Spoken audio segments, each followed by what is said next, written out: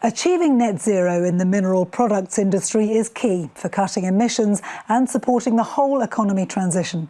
We're with Dr. Diana Casey, Executive Director of Energy and Climate Change at the Mineral Products Association, to discuss how the MPA collaborates with its members to support the UK's sustainability goals.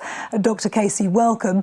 Tell us about what you're doing to support your members in the rush towards net zero and other sustainability goals. We bring all our members together to form a strong voice. So we use that voice to build roadmaps to show how mineral products can be part of the solution to net zero, how we're going to transition to net zero. We then use that data and evidence to call to government for supporting and enabling action to help us get there. But we also have a wider story on nature, for example. Our members are guardians of the land that they are using, and they take that responsibility very seriously. They make sure that they're enhancing the nature around the quarries, both in use and particularly at end of use when they're restored. We've already restored 83 square kilometres of land into priority habitats, including wetlands, woodlands and heathland. That's an area the size of Nottingham.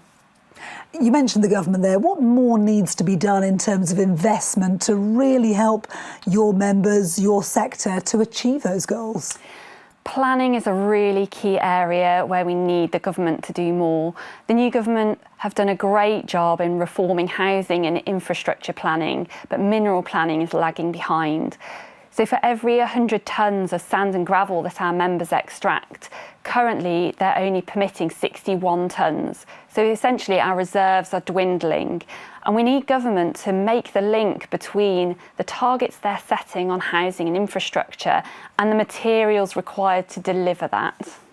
How does the mineral products industry support essential infrastructure from housing to renewable energy? So our products are essential for our everyday lives. You know, we can't build motorways or nuclear power stations or wind turbines without concrete. We need asphalt for our roads and our cycleways and our footpaths. And we need ballast for our railways. They're really essential. They have a wider role too in climate adaptation. So our climate's getting hotter and wetter, and that brings the risk of flooding and overheating in our homes. Mineral products like precast concrete, masonry and mortar play a really key role in building homes that are safe and resilient to things like flooding and overheating. We're seeing rising energy costs, of course. What sort of impact is that having on the sector, and what are you doing to mitigate? So high energy costs and particularly high electricity costs are a real threat to the sector. Electricity is really important to our operations now, but it's going to be even more important in future as we transition to net zero. And the UK has some of the highest industrial electricity prices, particularly in Europe, and this affects the competitiveness of mineral products, particularly energy-intensive products like cement and lime. And this means that it costs more to produce here, and multinational parent companies might not want to invest somewhere where it's more costly to produce. And that means that consumers will look to cheaper imports, for example, instead of using domestically supplied products. What does the future now hold for your sector, and what will you be doing to support your members in terms of helping them with the challenges that they face that we've discussed? So mineral products are really essential for our everyday lives now, but also the transition to net zero for the whole UK economy. So I see a really bright future here.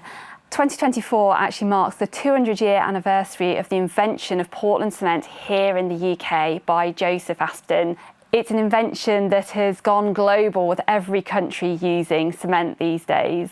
So mineral products really are essential. We spent 200 years building for the future, and they're going to be essential for many more years to come. OK, a promising future ahead. Thank you so much for joining us, Dr. Diana Casey. Thank you. Thank you.